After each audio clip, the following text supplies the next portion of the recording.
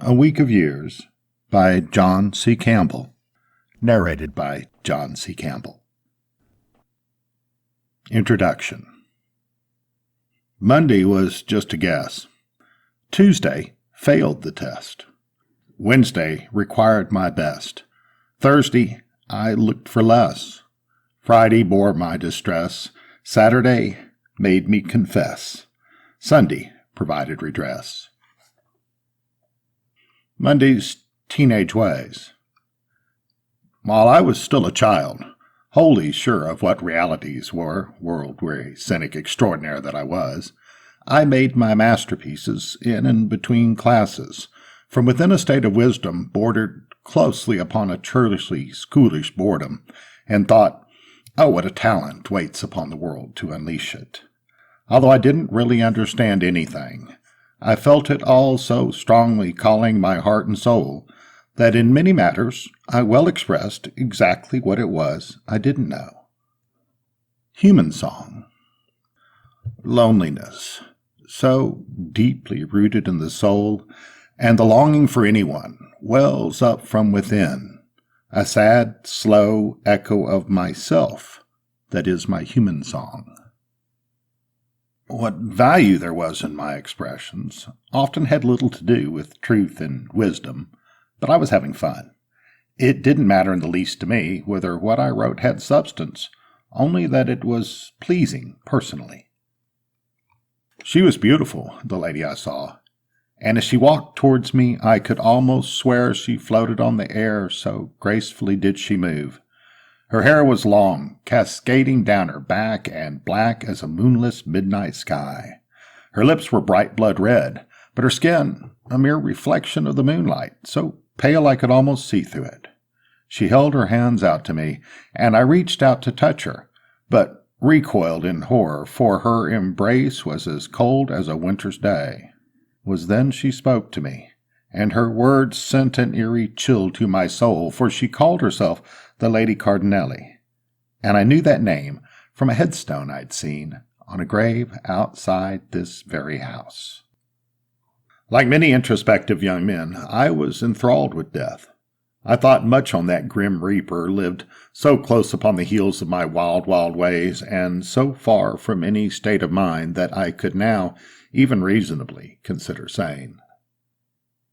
Eventide. Darkness, sweet darkness, come lie beside me, and together we'll watch the light fade in the eventide. Caress my eyes with your chill breath, glaze them and close them forever. Take my hand, eternal darkness, kiss me once, and then lead me to death.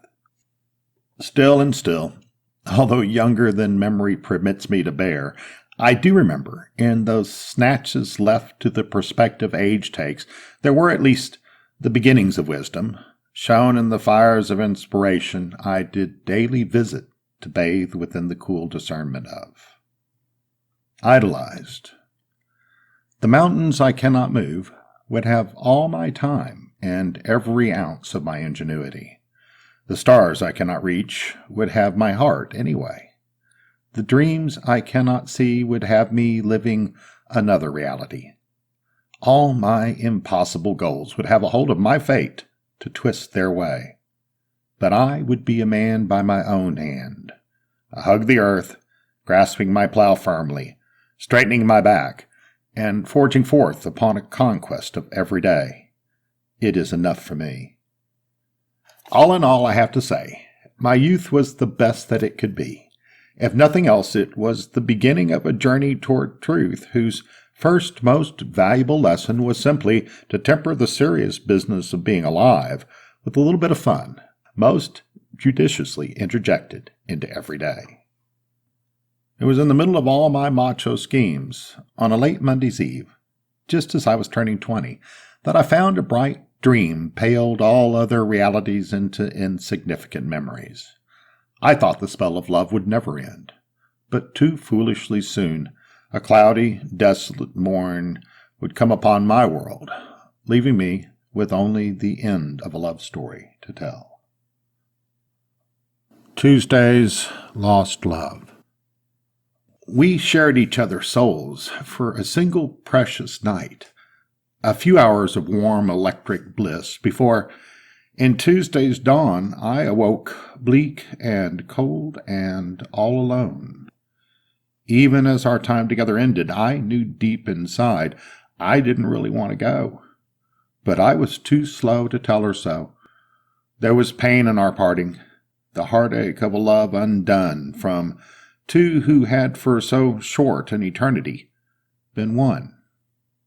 All the hate and all the mistrust such mistakes must always generate quickly dissipated after she was gone, snuffed by the cold and bitter storms loneliness does make within the midst of such ache. And I wrote, "Just a little rain." When I lost the woman I loved, I said, "It's just a little rain that's going to fall." But days go by like years, and I've come to find that such a little rain has become the flood. For a long time, I had a hard time remembering how to put one foot in front of the other, how to keep going. I began to feel really sorry for myself, and I blamed her in some mighty tough ways for some things that weren't all her fault. But I wasn't thinking very clearly at the time. I was mad and lost in my blind, dumb pain. You and I. Once there was only you and I. But do you not remember? We were a universe, everything unto God for each other. The world surrounds you now. You look upon this confining speck of dust, and at this fading physical reality, and you say, "Oh, look, I have the whole world now, when once I knew only you." And you do not remember that once you held eternity. It took a while, but eventually I was able to smile again. It was in sweet agony, unburied memories still smoldering behind my eyes, that I wrote this poem to my lost love. For the memories. Once, for a short sweet time, you and I knew only our love. And while sometimes we played those games that people play, mostly we tried so very hard to give all we had with love. Now you're gone, and I sit here with my pen crying words of loneliness. So much we still could share, so many words left unsaid. Yet the world has turned around and left us alone again. I will live my life growing old without you, able to give you nothing more than the sad, hopeless promise of a love that lives unfulfilled, and yet I can't help but feel. I give this poem to you only, that you know I love you still. In the end, it was time took me far enough away to see clearly enough to know I had lost my hold on love, indulging my ego in vague and foolish notions of responsibility. It was then I took pen in hand to inscribe this epitaph. In the end, we lived a love became a lie, because it would not adopt to the changes rearranged our lives. We grew away from each other on our own, until one day I opened my eyes and, looking around, realized I was alone. I went on with life. I've never known another love like my first one. I don't think we ever do. But I did find another reason for living that helped carry me through. Tomorrow, I'd like to share with you Wednesday's Child of Truth. Determined never again to be victimized by the kind of mind-numbing pain that characterized the end of my first love, but unwilling to give up on the concept itself, in the only other move open to me, indeed in purest desperation, I became a student of life. It was my hope that one day, if I was good enough, I would graduate. Maybe then I would finally understand the truth about love. Shouldering painful memories aside, I faced forward and was off to school, where I began the study of truth's timeless rules. Present tense. The time of life is now, for the past is but a memory. If called to mind, it will be uselessly relearned. And the future, only unknown, is able to give nothing in return, for the moments wasting away as you wonder just how things might turn out to be. Both those unrealities, all the while, leave you lost to now. And so, paradoxically, as tomorrow becomes today and slips away into never was, you are left without time worth recalling at all. As my classes grew in scope to include the thoughts and dreams of my fellow human beings, another truth came clearly into view. Pauper's tune. The world goes along singing its merry tune, never leaving those disbelieving few a chance to rise above their old sad songs. But it's those who want, who need. So if someone comes your way who's trying hard to stop singing the blues and failing to, then bare your heart to their ears and let them hear the true tunes of joy serenade each moment of every day, that of the beauty of the melody they might receive the gift of life from you. Throughout that gloriously inspired day, I explored many strange and wondrous awarenesses, and though each did lead me to places where my every belief was suspect, out of those explorations grew certain convictions, such as, anything you can't take beyond the grave is as the dust of the grave. God doesn't care how big the hole is that you fall in, only that you climb back out again. Still, I've always considered it kind of ironic that the most important truth I learned in my journey through that bright and high curriculum was the one I most hoped but least expected to find. The heart of love. Into the void that was my heart, there poured a never-ending fullness, a salvation I had never hoped could be. I found comfort and peace in a word, for God touched my spirit to show me the way, and He called the way by name, and the name of the way was love. Some call love treacherous, given only for pleasure's sake, come and gone upon the wings of desire, leaving only a prison foolish dreams did make. Some call love selfishness, giving only that it might take, a darkness that can see only the me in any end. Some call love all-consuming, ecstasy and despair intermingling unchecked, a fire that burns any who from its folds would flee. But I say it is only the shadow of love has passed these poor souls by, for true love is a reality, points the way to the heart of eternity. By the end of Wednesday's courses, my every attitude depended upon inspirations reaped from a wisdom nourished by my passionate consummation of the higher study of love. This feeling of such constance as I found in my own life left me believing in all humanity like never before. I threw caution to the winds and gave myself over to this kind reasoning. The secret.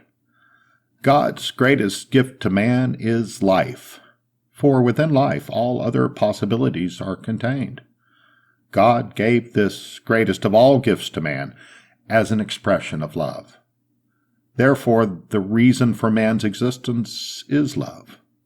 What better reason could there be to live for then than to love, that you might give God back in gratitude the most He gave you the ability to give? Nowadays, I remember that 22nd year of my life as a great adventure, as a time of healings, wherein personally and intimately I experienced God as a vitally dynamic force in my life. Indeed, every reason for my existence went back to the cosmic hymn. I became determined to share my insights into those unalterable cosmic laws which govern so many of the causes to whose effects we are subject with the rest of the human race. I was going to bring truth to the world. It was a noble idea, and it only had one flaw. In retrospect, what that was is painfully obvious. You see, it meant I had to somehow connect my idealistic opinions to a world of a much different persuasion. It didn't take me long to become Thursday's cynic. As it has been with so many other students from time immemorial, it was damnably difficult for me to understand that the only thing left to do once I graduated from school was to take my precious textbooks and toss them in the can. At first, I thought the fault was all mine. Maybe I just hadn't figured out how to be selfless enough to see the best in all the rest of us. Point of view.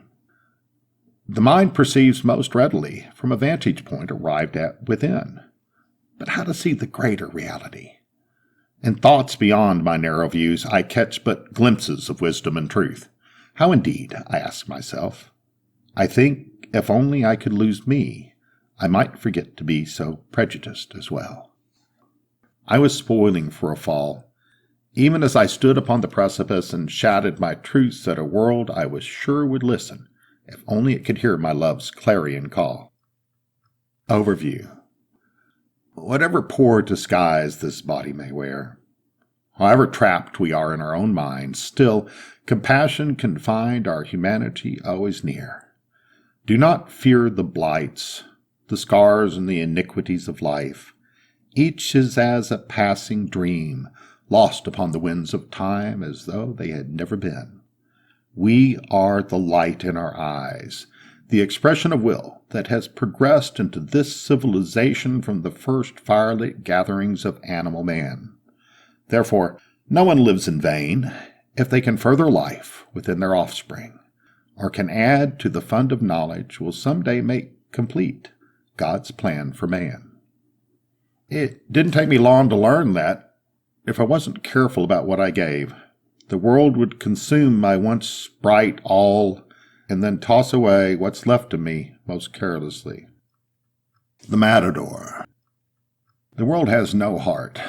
Only you can care. But what do you do when someone won't accept the facts? Like a mad, blind bull, you see them racing toward the sword, unwilling to listen to any reason they can't condone. All you can do is get out of their way and hope the matador has a heart of his own. I thought I was talking loud and clear, thought I was crying over things that were dear, but in reality I was whispering in my own ear. Heart of grief. The heart of grief, ye merry world of thieves, begins in desperation, cries out in loneliness, finally opens undeceived. We turn a blind eye to our humanity, insufferably to self-appease. They who hurt are. We prove the pain. If Thursday day was hard on my heart, the falling night was harder on my soul. It was in the hour approaches midnight, when things are naturally darkest anyway, that I finally decided the world didn't deserve much greater favor than to leave it to swallow the bitter dregs of the harvest it had thoughtlessly tromped upon, with feet that had, all along, been following the mule. Friday's time out from life. In a fit of despondency, I slept through Friday, and awoke only to the knock of the party upon my door. I led that pack into my back room and sat in quiet splendor, doling out highfalutin philosophies with one hand, while with the other I kept them asking for more. Money schemes and credit dreams. The burdens of money, all its hungers and its lusts, are nourished by the darkness in each of us. Procurer of misery, prophet of ruin, credit feeds upon our souls, then pronounces our doom. What fools we are, when what we love is what we're paid, to exchange dust for dust, and think we have it made. I didn't think such small indulgences could so easily steal my soul, when I so blithely set my own scenario. In fact, during those all-night discussions, I at first felt I had found the fount of all true wisdom.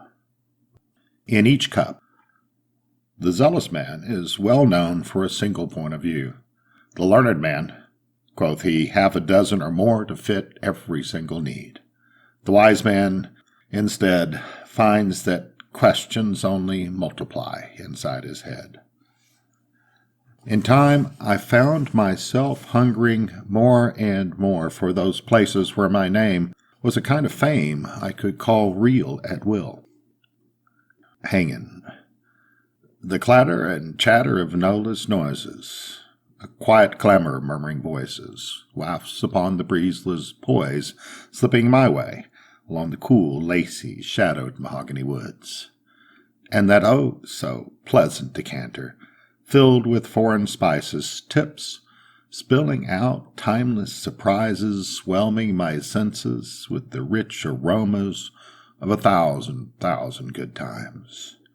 And I am sat most quietly fine, oh slowly, so slowly expanding my mind, drawn up high upon the universe's wings to dream sweet dreams of kinder things, which, though this old hard world daily displaces, I work nightly right to find. I auctioned off heart and mind to keep my party going, but it seemed no more than the proverbial 15 minutes had passed before I could no longer find even the last traces of my name on the weak and rotting frames of the places where I once had played my games. I staggered out into the empty night and promptly lost my way home. King of Pain.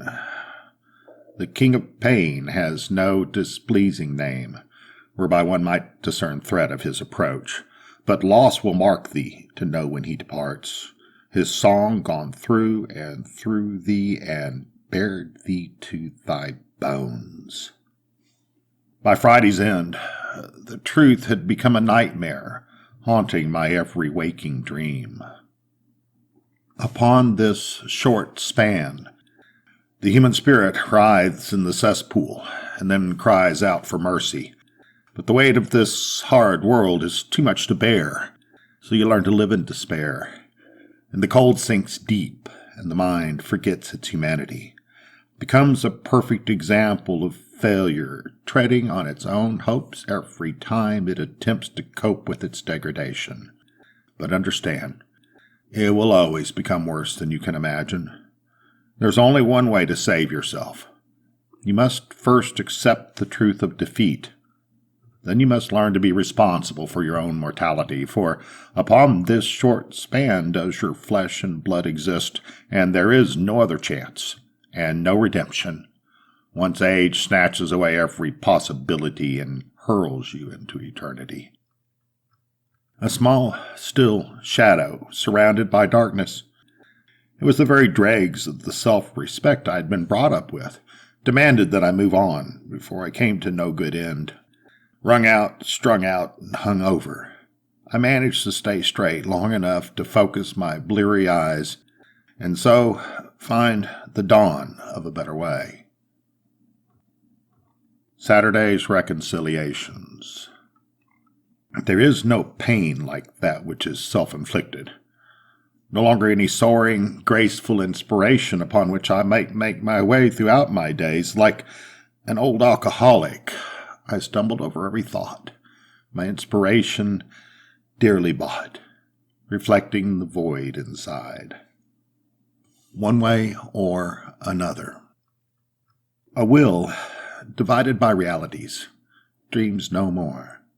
For precious truth will not suffer at the hands of such brutality as delivers mercenary fates, nor will it know compromise, though heart be laid bare and upheld by the most glorious of propositions.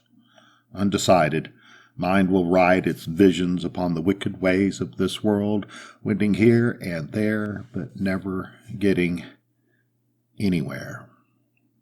It was the pain reminded me of my humanity.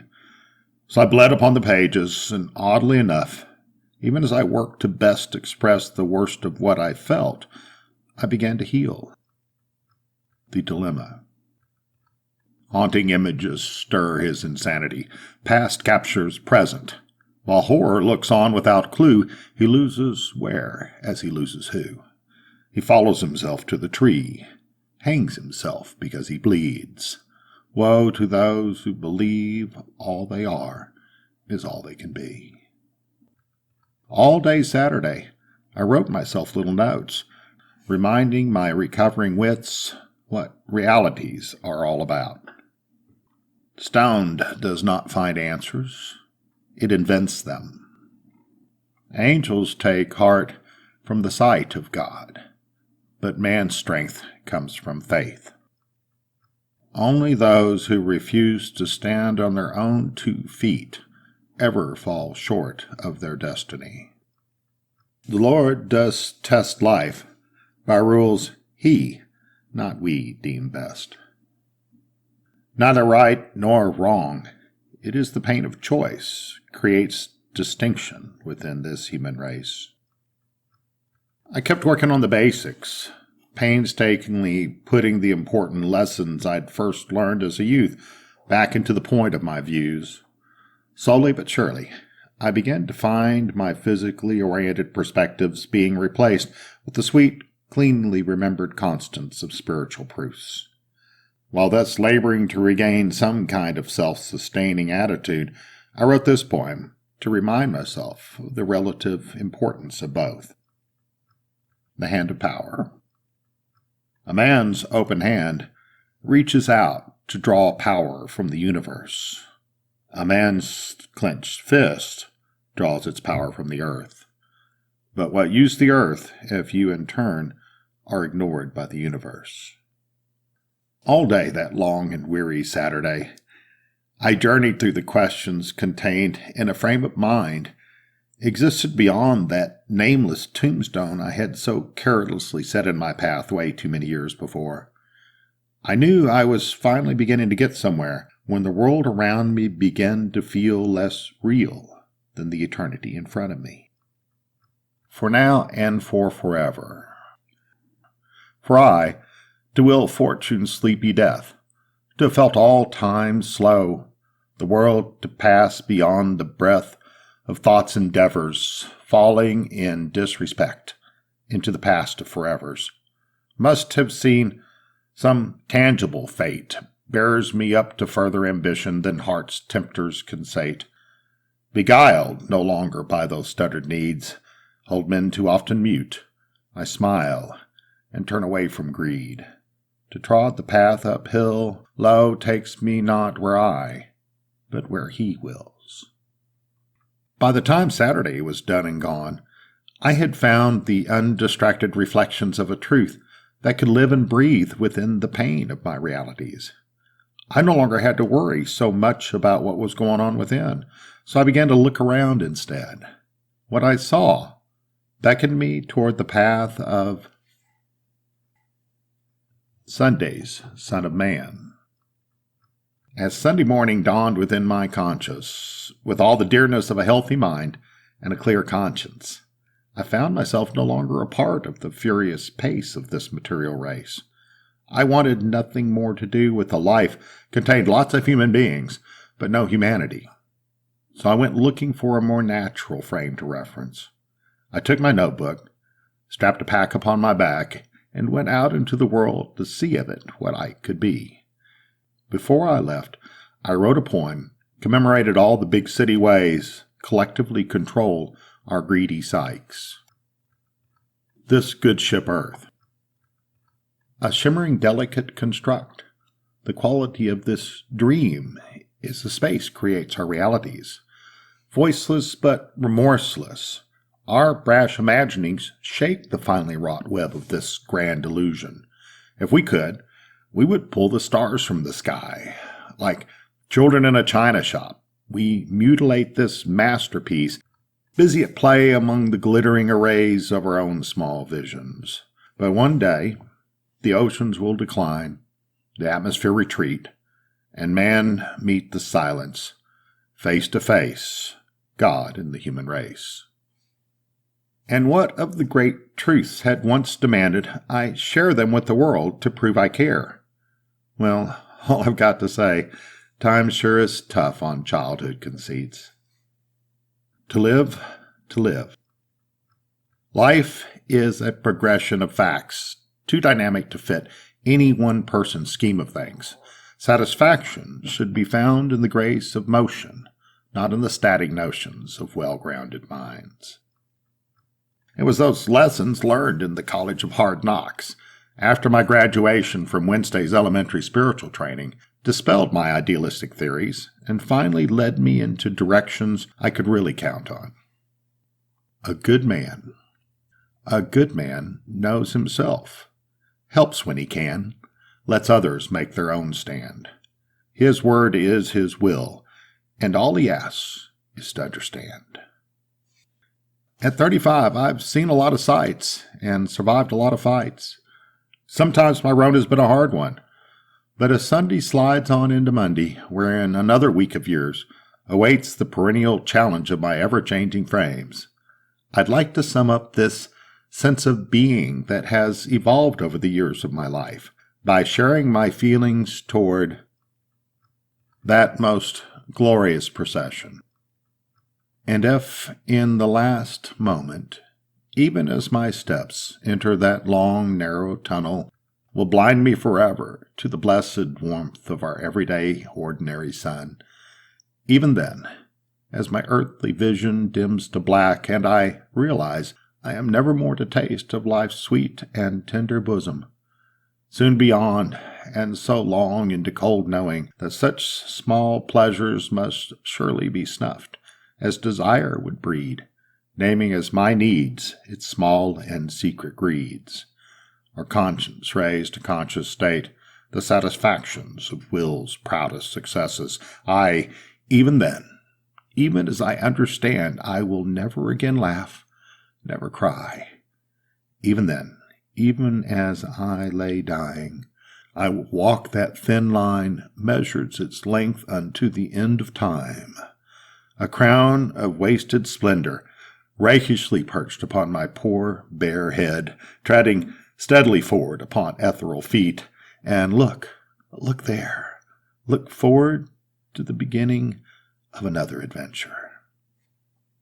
The end, for now. This has been an Audible production. A Week of Years by John C. Campbell. Copyright 2018 by John C. Campbell.